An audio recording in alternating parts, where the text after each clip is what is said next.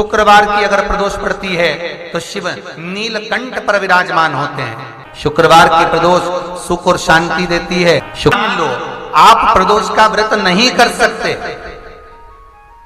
आप अगर व्रत नहीं कर सकते तो प्रदोष के दिन, प्रदोष काल में शाम का समय सूर्यास्त का कुछ पल, कुछ घड़ी के पहले से लेकर बाद तक का प्रदोष काल के अंतर्गत आप शंकर जी के मंदिर में जाकर 1 लोटा पानी, 5 बेलपत्र भी अगर समर्पित करते हैं तो संपूर्ण प्रदोष का फल आपके भाग्य में प्रबल हो जाए। का जब प्रदोष पड़े, जिसको कहते हैं शुक्र प्रदोष, शुक्रवार के प्रदोष वाले दिन उस एक चक्षु नारियल को एक बेलपत्री के साथ में महाराज अंदर तिजोरी में या अलमारी में, या आपकी जहां बरकत होती है, दुकान का जहां व्यापार व्यवसाय चलता है, अलमारी, उसमें उसको रख दिया जाता है। कब रखना है? शुक्रवार का प्रदोष के दिन। और शुक्र प्रदोष के दिन उसको रखने के बाद में दूसरा दिन, अर्थात शुक्र प्रदोष के दिन रख दो और शनिवार के दिन उसको निकाल लो, और निकालने के बाद उसको पूरे घर में घुमाने के बाद में श्री गणेश जी के मंदिर में, जो भी तुम्हारे घर में, तुम्हारे गांव में, तुम्हारे नगर में जो गणेश जी का मंदिर हो, उस मंदिर में ले जाकर उसको रखी आई। वहां से मात्र 1 दुर्बा लेकर आई, गणेश जी महाराज की चढ़ी हुई केवल 1 दुर्बा, और उस दुर्बा को दरवाजे की देहली पर छुलाकर उस दुर्बा को अपनी अलमारी में, अपनी तिजोरी में उसी दिन रख दो जिस दिन लेकर आए महाराज। कभी जिंदगी में लक्ष्मी की कमी नहीं आ सकती, पर होना चाहिए 1 चक्षु नारियल। नारियल में 1 नारियल ऐसा होता है जिसका 1 नेत्र होता है, उसमें 3 नेत्र नहीं होते, एक चक्षु। तमाल में जलाया गया दीप, प्रज्वलित करा गया दीप 5 स्थान पर फल देता है। प्रदोष के दिन, प्रदोष काल में लगाया गया दीपक 5 स्थान पर फल देता है। पहला स्थान, अगर हमको या हमारे परिवार में किसी को काल सर्प दोष है तो हमारा प्रदोष का लगाया गया दीपक कहीं पूजन मत कराओ, वो दीप जलाने से ही काल सर्प दोष समाप्त होता चले जाता है। दूसरा स्थान, पितृदोष। अगर किसी ने कह दिया कि तेरे घर में पितृदोष है, तेरे घर में, कई लोग बता देते हैं कि तुम्हारे घर में कई माताएं पूछती हैं, मेरे घर में बेटा नहीं, मेरे घर में 3 बेटी हो गई, 4 बेटी हो गई, 5 बेटी हो गई, बेटा नहीं है, बेटा नहीं, तो किसी ने कह दिया पितृदोष है। अब तुम शंकर जी की पूजन कर रहे हो, शंकर जी पे जल चढ़ा रहे हो, शिव की स्तुति कर रहे हो, तो किसी किसी की यहाँ 3 बेटियों के बाद, 4 बेटियों के बाद, एक माता ने तो लिखा है कि उसके यहाँ 2008 में उसके घर में लड़की ने जन्म लिया था, या 2008 में उसके घर में बच्चे ने जन्म लिया था, लड़की ने। उसके बाद फिर लड़की ने जन्म लिया, और उसके बाद उसके घर में कोई पुत्र का योग नहीं बना। तब उसने प्रदोष के समय पर शाम को दिया लगाना प्रारंभ करा, और 2008 में बच्ची जन्मी थी, और अब 2024 में उसके घर में लड़के ने जन्म लिया। कि प्रदोष काल का लगाया गया दीपक, प्रदोष काल, प्रदोष के दिन, प्रदोष काल का जो दीपदान होता है वो सरल नहीं होता, वो सहज नहीं होता, 5 स्थान की पूर्ति करता है। पहला स्थान किस चीज के लिए? काल सर्प दोष के लिए। दूसरा पितृदोष। कैसा भी तुम्हें कोई पितृदोष बता दे, कितना भी तुमसे कोई कह दे कि तेरे घर में पितृ का दोष है, तेरे घर में ये दोष है, अगर आप प्रदोष के दिन, प्रदोष काल में, अर्थात सूर्य अस्त के समय के 2:45 तक का जो समय होता है, 2 घंटे के समय का, उसके अंतर्गत अगर आप प्रदोष काल के समय में भगवान शंकर को दीप लगाने के लिए अगर पहुंचे हो तो वो आपको फल देगा ही, पितृदोष का निवारण होगा ही। चाहे तुम कुछ करो चाहे मत करो, वो पितृ की शांति करा दे। दूसरे नंबर पर है पितृदोष। तीसरे नंबर पर है वास्तु दोष। हमारे घर का, अब एक बहुत सावधानी से श्रवण करने वाला विषय है, वंश की वृद्धि नहीं है। 30 वर्ष शादी के हो गए, 40 वर्ष शादी के हो गए और औलाद है ही नहीं। डॉक्टर ने भी हाथ ऊंचे कर दिए, टेस्ट पे भी करवाया, IVF करवाया, सब कुछ तुमने करवा लिया, तो भी औलाद नहीं है। तब आखिरी में एक काम चालू करो, प्रदोष का दिन दोनों पति पत्नी व्रत चालू कर दो प्रदोष का, और प्रदोष काल में शाम के समय जाकर एक ही दिए में 2 लंबी बाती जानते हो ना, रुई की लंबी कपास की बाती 2, और दोनों बाती एक ही दिए में रखकर पति पत्नी दोनों उसको प्रज्वलित करना प्रारंभ करें। बाबा संतान देकर ही रहेगा, औलाद आएगी ही। दीप की जो बाती में अंतर आ जाता है, एक गोल बाती में और लंबी बाती में अंतर आता है, बहुत अंतर आता है। पितरों के लिए गोल बाती का प्रयोग बहुत कम होता है महाराज। देवी जी के लिए, माता रानी के लिए, जगत जननी के लिए गोल बाती का प्रयोग बहुत कम होता है महाराज, ध्यान रखिएगा। एक पित्र के लिए, एक जगत जननी जगदम्बा दुर्गा भवानी के लिए गोल बाती का प्रयोग कम होता है, लंबी बाती का प्रयोग ज्यादा होता है। क्यों? क्योंकि हमारे घर की कुल देवी और हमारे घर के पितर हमारे वंश की वृद्धि करें, इसलिए लंबी बाती रखी जाती है, जिससे हमारा वंश बहुत लंबा चले, बहुत उन्नति की ओर बढ़े, इसलिए लंबी बाती का प्रयोग किया। शिव महापुराण की कथा कहती है 5 जगह पर हमारा जलाया गया एक दीप जो प्रदोष के दिन प्रदोष काल में लगाया जाता है, 5 जगह पर भारी पड़ता है। पहले नंबर पर जम के बोलते जाओ, काल सर्प दोष। दूसरे नंबर पर पितृ दोष। तीसरे नंबर पर घर का वास्तु दोष। हमारे घर में कितना भी वास्तु दोष है, कोई ने कह दिया यहाँ बाथरूम नहीं बनना थी, यहाँ पर शौचालय नहीं बनना था, यहाँ सीढ़ी नहीं बनना थी, वो सीढ़ी वहां बनना थी, ये सीढ़ी वहां बनना थी। तुम पूरा घर तोड़वा के देख लो, उसके बाद में जैसा वास्तु वाले हैं वैसा करा कर देख लो, उसके बाद भी तुमको शांति नहीं मिले तो समझ लेना कि तुम्हारे घर में अब वास्तु दोष तो तुमने दिखाकर समाप्त कर लिया, फिर भी वो समाप्त नहीं हो रहा, तो प्रदोष काल का लगाया गया प्रदोष के समय का दिया आखिरी में वास्तु दोष को भी समाप्त कर देता है और उसमें भी फल प्रदान करता है। काल सर्प दोष, पितृदोष, वास्तु दोष। चौथे नंबर पर 1 रुपया कमाया, 1.25 रुपये खर्च हुआ, पैसा आया गया। ये चौथे नंबर का व्यापार में थोड़े दिन दुकान अच्छी चली, थोड़े दिन बैठ गए, थोड़े दिन काम चला, थोड़े दिन बैठ गए, गाड़ी चली थोड़े दिन फिर बैठ गए, अर्थात हमारी फैक्ट्री थोड़े दिन चली फिर बैठ गए, कहीं ना कहीं तकलीफ, थोड़े दिन खाते थोड़े दिन रोते वाला चल रहा है। तो प्रदोष काल का, प्रदोष के समय का दिया इस दुख को समाप्त कर कर रेगुलर एक जैसी सांझी, एक जैसी लक्ष्मी की वृद्धि करते चले गए, प्रदोष काल का। और 5वें नंबर का प्रदोष काल का दिया, प्रदोष समय का दिया 5वें नंबर पर रोग का निवारण करता, रोग निवारण।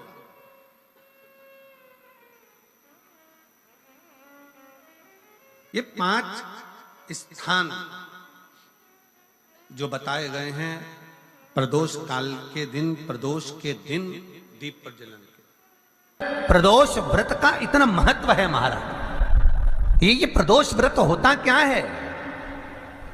प्रदोष व्रत का महत्व क्या है? शिव महापुराण की कथा कहती है शंकर भगवान का प्रदोष का व्रत, अर्थात चंद्रदेव को जो क्षय रोग हो गया, बीमार पड़ गए, शरीर गलकर नीचे गिरने लगा, तब देव ऋषि नारद ने भगवान चंद्र को शंकर भगवान के पूजन का विधान बताया।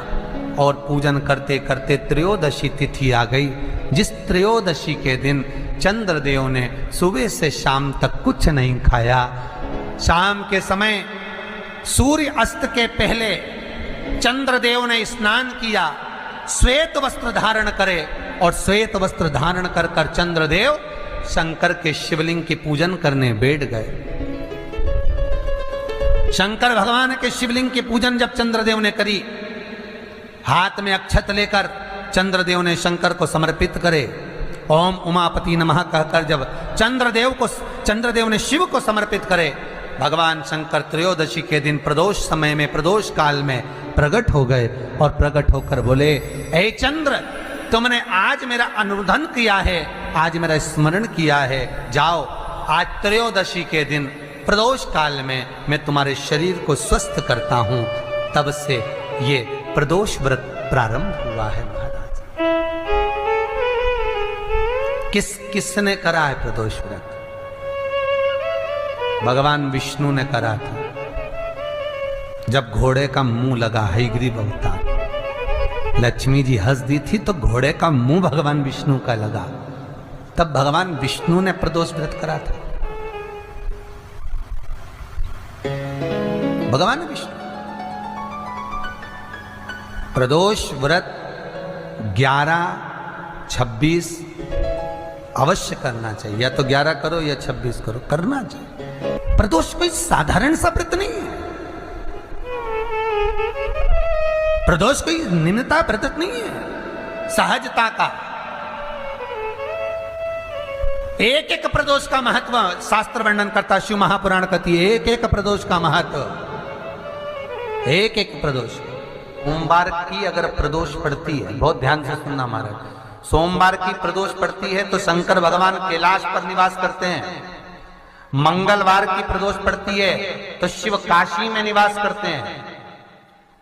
बुधवार की प्रदोष पड़ती है तो शिव रजत भवन में निवास करते हैं। गुरुवार की प्रदोष पड़ती है तो शिव गंगा के स्थल पर निवास करते हैं। शुक्रवार की अगर प्रदोष पड़ती है तो शिव नीलकंठ पर विराजमान होते हैं। शनिवार की अगर प्रदोष पड़ती है तो शिव शमी के वृक्ष के नीचे रहते हैं। और रविवार की जब प्रदोष पड़ती है तो शिव बेलपत्र के पेड़ के नीचे निवास करते हैं। महाराज ये एकादशी शंकर से कह रही है कि आपका स्थान ये नहीं कि आप कैलाश पर मिले, उस वार को, उस तिथि के दिन, उस अनुकूल।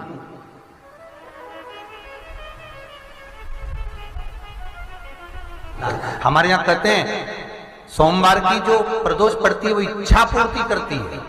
मंगलवार की प्रदोष रोग से मुक्ति देती है। बुधवार की प्रदोष कामना की पूर्ति करती है। गुरुवार की प्रदोष शत्रुओं का नाश करती है। शुक्रवार की प्रदोष सुख और शांति देती है। शनिवार की प्रदोष संतान का सुख देती है। और रविवार की प्रदोष जो काम दुनिया में कोई नहीं कर सकता वो अचूक फल की प्राप्ति रविवार की प्रदोष करा देती है। महाराज ऐसी प्रदोषों का नियम वर्णन किया चाहिए। भगवान कहते ठीक है तू थोड़ी देर खड़ी हो। एकादशी सम्मुख खड़ी हुई। पार्वती जी ने जिस अंगुष्ठ का जल पीने के लिए लिया था हाथ में, बस पीने ही वाली थी, शंकर भगवान ने वही हाथ में जल लेकर एकादशी के हाथ में उसको देकर कहा ले, ये मेरे द्वारा निर्मित एक व्रत है जिसे त्रयोदशी के दिन तूने मांगा है, मैं तुझे देता हूँ। आज इस व्रत का फल मैं तुझे प्रदान करता हूँ। अब तू जिस जीवात्मा को लेकर जाएगी उसका पाप प्रबल नहीं होगा। किसी स्त्री, पुरुष, बालक, बुजुर्ग जो भी होगा जिसने प्रदोष का व्रत करा होगा वो जीवात्मा को तू किसी फल की कामना से नहीं स्वतः ही लेकर चली जाए। उसमें कोई कामना नहीं है। बन सके जीवन में 11 प्रदोष या 26 प्रदोष करने के बाद आप उसका उद्यापन कर विराम भी दे सकते। पर जीवन में एक बार प्रदोष का व्रत मौका मिले, जिस कामना से जिस दिन का भाव आपके मन में आए कि मुझे रोग से मुक्ति पाना है तो ये प्रदोष मुझे करना है, मैं और रोग मुक्ति के लिए हम मंगल जो भी आपके मन में आ रहा है, संतान प्राप्ति के लिए शनिचरी प्रदोष आप उसका स्मरण करें। फिर लिखा शिव महापुराण में, बड़ा सुंदर लिखा वेदव्यास जी ने, मान लो आप प्रदोष का तो नहीं कर सकते, आप अगर व्रत नहीं कर सकते तो प्रदोष के दिन, प्रदोष काल में शाम का समय सूर्यास्त का कुछ पल, कुछ घड़ी के पहले से लेकर बाद तक का प्रदोष काल के अंतर्गत आप शंकर जी के मंदिर में जाकर 1 लोटा पानी, 5 बेलपत्र भी अगर समर्पित करते हैं तो संपूर्ण प्रदोष का फल आपके भाग्य में प्रबल हो जाए। शिव महापुराण में इसका लड़की को मंगल है, गुरुजी लड़के को मंगल है, क्या करा जाए? कुछ मत करो।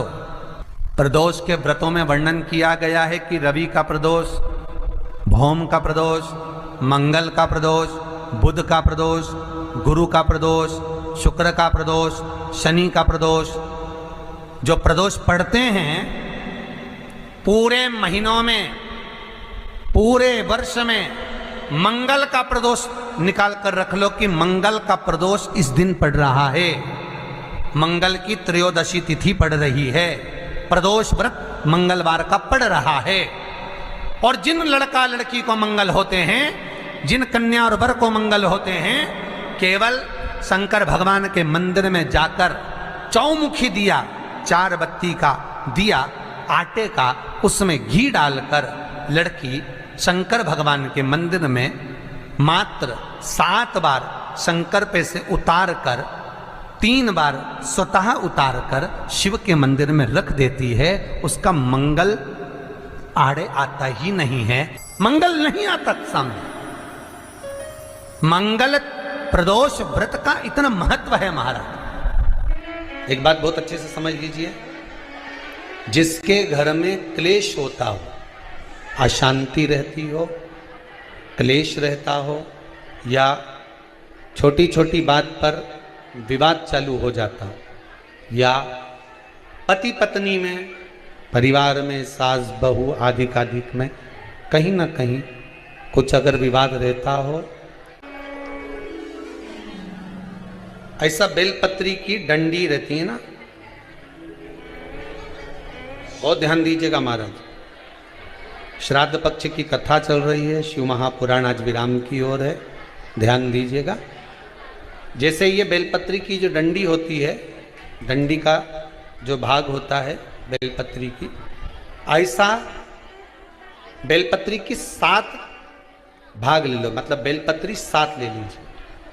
7 बेलपत्र लेकर कच्चा जो सूत होता है ना, कच्चा सूत जो जानते हो पेड़ पौधे में माता लपेटती हैं, धागा जो होता है ना सफेद कलर का कच्चा धागा, जो बड़ में, पीपल में और आंवला आदि में लपेटा जाता है, कच्चा सूत, उसको शंकर भगवान और माता पार्वती का स्मरण कर कर नंदी के, जो नंदी होता है, नंदी के राइट भाग में, नंदी का एक पांव ऊंचा होता है, आपने देखा होगा आगे का पांव ऊंचा होता है, बैठते समय नंदी का एक पांव ऊंचा, एक पांव नीचे की हो जाता है। तो नंदी का जहां पांव ऊंचा है उस ऊंचे पांव के पास में बैठना है। कच्चे सूत पर उस बेलपत्री के जो 7 गुच्छ हैं, 7 जो बेलपत्री के भाग हैं, 7 बेलपत्री हैं, उसको अपना नाम गोत्र स्मरण कर कर उस कच्चे सूत को लपेटना है महाराज। लाल कलर का चंदन उस बेलपत्री के पत्ते में जो अग्रभाग होता है, सबसे आगे का भाग, 7 में लाल चंदन लगाना है महाराज। उस चंदन को लगाकर आप प्रदोष के दिन, प्रदोष काल में शंकर भगवान को समर्पित अगर करते हैं तो जिस घर का गोत्र बोला है उस घर में कभी क्लेश नहीं हो सकता, उस शांति का अनुभव कर, उसमें क्लेश नहीं हो सकता। एक धागा होता है पक्का धागा, एक धागा होता है कच्चा धागा, बहुत ध्यान दीजिएगा महाराज। पक्के धागे से नहीं लपेटना सफेद, कच्चा जो धागा पीपल में, बड़ में या आंवला आदि में जो हम लोग लपेटते हैं पूजन करते समय, वो कच्चा धागा। और एक बात और आपको कहने, ध्यान दीजिएगा,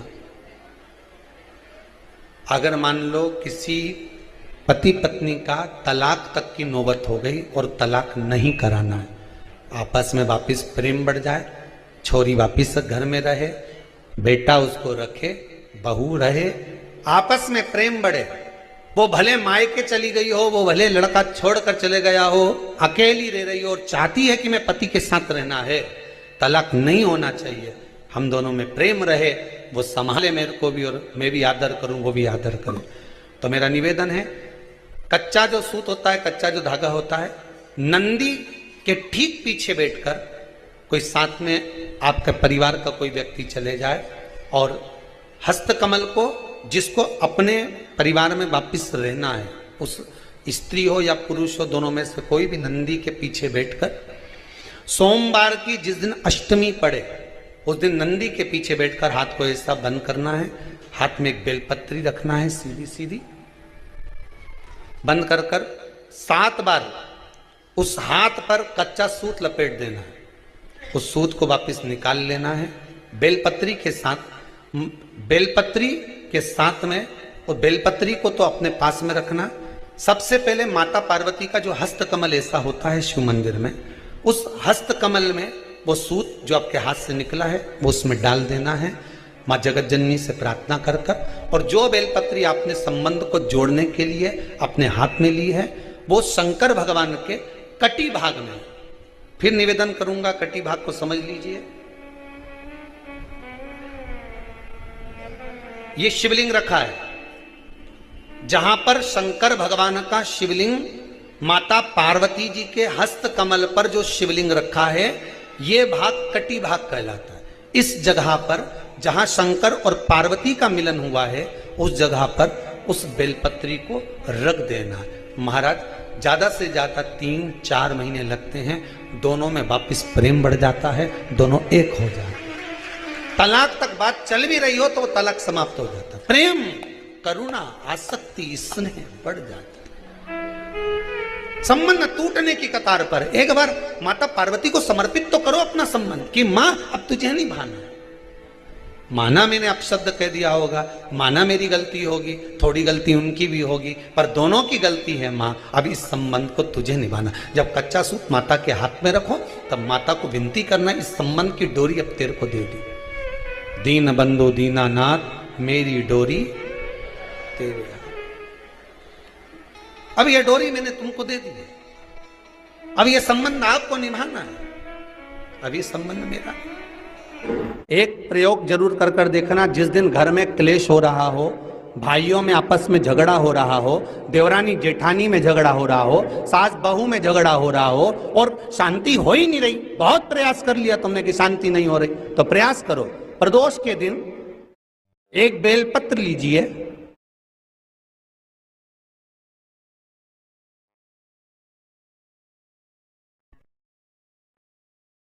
प्रदोष के दिन बेलपत्र लेकर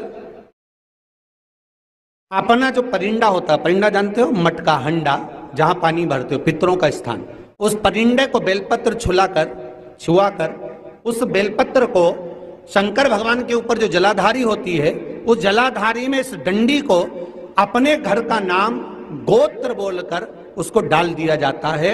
एक लोटे पानी में थोड़ा सा शहद मिलाकर उस जलाधारी में भगवान शंकर का भृंगेश्वर नाम लेकर चढ़ा दिया जाता है। शिव जी को चढ़ाया हुआ जल उस बेलपत्र को चढ़ाकर जाइए, कितना भी तेज झगड़ा हो रहा होगा, मात्र 10 मिनट के अंदर एकदम शांत हो जाता है, झगड़ा रह ही नहीं पाता। कितना भी झगड़ा हो रहा, मात्र 10 मिनट, 15 मिनट से ज्यादा नहीं टिक सकता। पत्र खाओगे शंकर जी के मंदिर की तो मुख में जीवान छार छार हो जाती है। बोलो सही है कि गलत? प्रतिदिन बेलपत्र खाओगे शंकर मंदिर की तो मुख में कई बार छाले भी पड़ जाते हैं। सत्य है कि गलत है? शिव महापुराण की कथा कहती है अति सर्वस्व वर्जते। आपको अगर बेलपत्र खाना है, हफ्ते में 2 खाओ, हफ्ते में 3 खाओ। मुंह में अगर छार छार हो रहा है, छाले पड़ रहे हैं, तो बेलपत्र को, शिवजी की चढ़ी हुई बेलपत्र को सुखाकर चूरा बनाकर इतनी सी चुटकी भर खा लिए, पानी पी लिया। लीवर गड़बड़ हो गया है, डायलिसिस चल रहा है, किडनी गड़बड़ हो गई है, डॉक्टर बोल रहा है कि डायलिसिस करवाना पड़ेगा, तो बेलपत्री के पीछे की जो डांट होती है, जिसको आप लोग तोड़ के फेंक देते हैं, वो बेलपत्री के पीछे की जो डांट है, ये ब्रह्मा विष्णु महेश। समझ में आ रहा है आप लोगों को? बीच में जो डंडी दिख रही है आपको, इसके बीच में बड़ी पत्ती और 2 पत्ती के बीच में जो खाली जगह है, ये खाली जो डंडी है, इसमें 33 कोटि देवी देवताओं का स्थान होता है। किसका स्थान है? 33 कोटि देवी देवता। इसलिए बेलपत्र चढ़ाते समय बेलपत्र को इस जगह से पकड़कर समर्पित किया जाता है कि 33 कोटि देवी देवताओं का स्पर्श कर कर, ब्रह्मा विष्णु महेश का स्पर्श कर कर चढ़ाया जाता है। बेलपत्री के नीचे की जो डंडी होती है, ये 2 पत्ती से लेकर नीचे का जो भाग होता है, ये स्कंद पुराण कहती है, इसमें 64 योगनियां और मेरी माता पार्वती का संपूर्ण जितनी शक्तियां हैं, वो सारी शक्तियां इस डंडी के अंदर विराजमान होती हैं। इस डंडी के पीछे एक गोखरू होता है, जिसको माताएं तोड़ देती हैं। वो जो टूटा हुआ गोखरू रहता है, उसमें भगवान शंकर के प्रत्येक गण का भाव रहता है। इनका काम क्या रहता है? जब शरीर में किसी व्यक्ति के जीवन में जब दुख, तकलीफ या रोग बढ़ता है, तो वो गोखरू जो नीचे का रहता है, वो टूटा हुआ गोखरू अशोक सुंदरी वाली जगह पर चढ़ाकर हफ्ते में 2 बार उसको चबा चबा कर अगर खा लिया जाए तो डायलिसिस की जरूरत नहीं पड़ती, डायलिसिस छूट जाता है, लीवर और किडनी काम करना प्रारंभ कर देती। और अच्छे से सुन लेना, अभी की अभी घर जाकर शुगर की जांच करना। शुगर कितनी भी हाई जा रही होगी, बेलपत्री के नीचे का गोखुर टूटा हुआ अशोक सुंदरी पर चढ़ाकर खाकर 5 से 7 मिनट मुंह में रख लीजिए और उसके बाद शुगर की जांच कर लीजिए, शुगर लेवल में मिलना प्रारंभ हो जाए। बेलपत्री का जो सुख है वो जीवन का आनंद देता है। आपके घर में छोटा सा शिवलिंग विराजमान, निवेदन है जहां पर भी शिवलिंग आपके घर में विराजमान है, अगर छोटी सी कटोरी में एक बेलपत्र को आप नीचे रखिए, छोटी सी कटोरी उस बेलपत्र के ऊपर रखकर उसमें थोड़ा सा मधु शहद शंकर भगवान की साक्षी में शिव जी के सामने अगर शुक्रवार रखना प्रारंभ कर दो, धीरे धीरे संपदा की वृद्धि अपने आप होना प्रारंभ हो जाए। नियम है, आज भी नीति नियम, जिसके घर में संपदा की कमी होती है, जिसके घर में कर्जा बढ़ जाता है, लक्ष्मी नहीं आती, बहुत टेंशन की जिंदगी जीता है मनुष्य, व्यापार चल नहीं रहा, बहुत तकलीफ का जीवन चल रहा होता है, तो आज भी नियम है महाराज, आज भी नियम।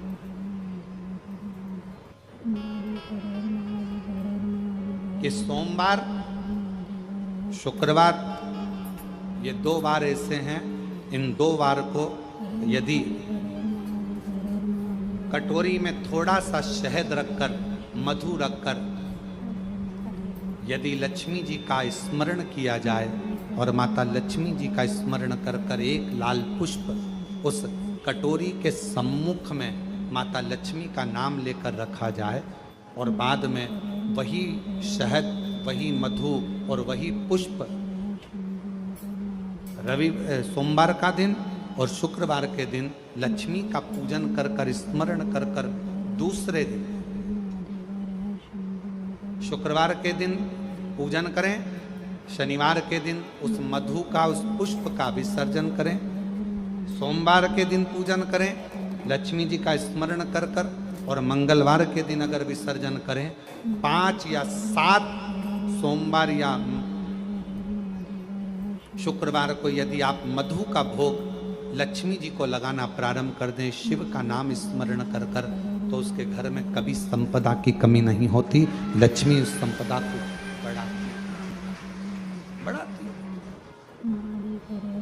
और हम तो यहां तक कहेंगे, प्रयास करो, अगर आपके घर में छोटा सा शिवलिंग विराजमान है, आपके घर में अगर छोटा सा शंकर जी का शिवलिंग है, छोटा सा शंकर भगवान का शिवलिंग है, या आपके घर में कुबेरेश्वर धाम का कंकर है, और आपके घर में यदि शंकर भगवान का शिवलिंग है, या सीहोर का रुद्राक्ष हो, या शंकर भगवान का शिवलिंग हो, या कंकर शंकर हो, तो निवेदन है जहां पर भी शिवलिंग आपके घर में विराजमान है, अगर छोटी सी कटोरी में एक बेलपत्र को आप नीचे रखिए, छोटी सी कटोरी उस बेलपत्र के ऊपर रखकर उसमें थोड़ा सा मधु शहद शंकर भगवान की साक्षी में शिव जी के सामने अगर शुक्रवार रखना प्रारंभ कर दो, धीरे धीरे संपदा की वृद्धि अपने आप होना प्रारंभ। एक निवेदन सभी श्रोता बहन भाइयों से, आस्था चैनल पर जो सुन रहे हैं, फेसबुक यूट्यूब पर जो सुन रहे हैं, और पंडाल में बैठकर जो सुन रहे हैं, जिस दिन दिल से हारो ना, थोड़ी तकलीफों में अगर घिर जाओ, तकलीफें आ जाए, कष्ट आ जाए, तकलीफें जिस दिन तुम्हारे भीतर बहुत ज्यादा मात्रा में आ जाए, उस दिन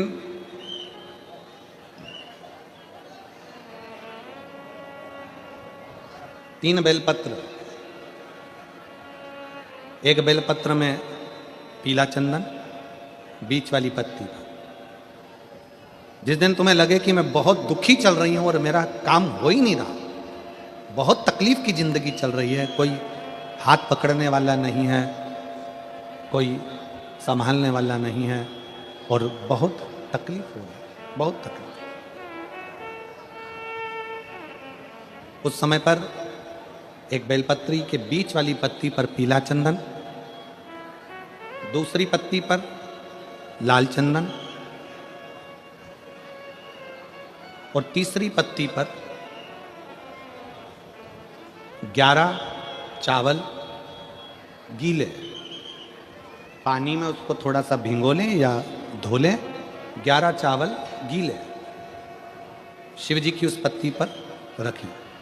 सबसे पहला पीला चंदन का बेलपत्र, दूसरे नंबर पर लाल चंदन का बेलपत्र, तीसरे नंबर पर जो 11 चावल आपने धोकर रखे हैं वो हाथ की हथेली में रखना है और हाथ की हथेली में रखकर अपनी कामना कर कर भगवान शंकर से विनय कर कर पंचाक्षर मंत्र नमः शिवाय या षडाक्षर मंत्र ओम नमः शिवाय या श्री शिवाय नमस्तुभ्यम बोलकर उस बेलपत्र पर सीधे हाथ में रखकर उल्टे हाथ का स्पर्श कर कर बाबा से अपने मन के भाव कहकर शंकर के शिवलिंग पर उसे समर्पित कर दीजिए। 1 ही लोटा जल, जहां से जल बहता है अशोक सुंदरी वाली जगह, 1 ही लोटा जल जहां से जल बहता है उस जल बहने वाली जगह पर 3 बार उस जल को अपनी कामना कर कर श्री शिवाय नमस्तुभ्यम या पंचाक्षर मंत्र या षडाक्षर मंत्र बोलकर 3 बार उस स्थान पर गिरा दीजिए। गिराने के बाद में बाबा से विनय कर कर अक्षत वाली जो बेलपत्र है, एक बेलपत्र और एक अक्षत उसमें से अपने लिए लेकर आ जाओ। उसको 2 महीना 3 महीना अपने घर में रखिए। जितना भी दुख है धीरे धीरे बाबा समाप्त कर कर खुशियां घर में लेकर आता ही है। दुख समाप्त होगा, खुशियां घर में आएगी जरूर।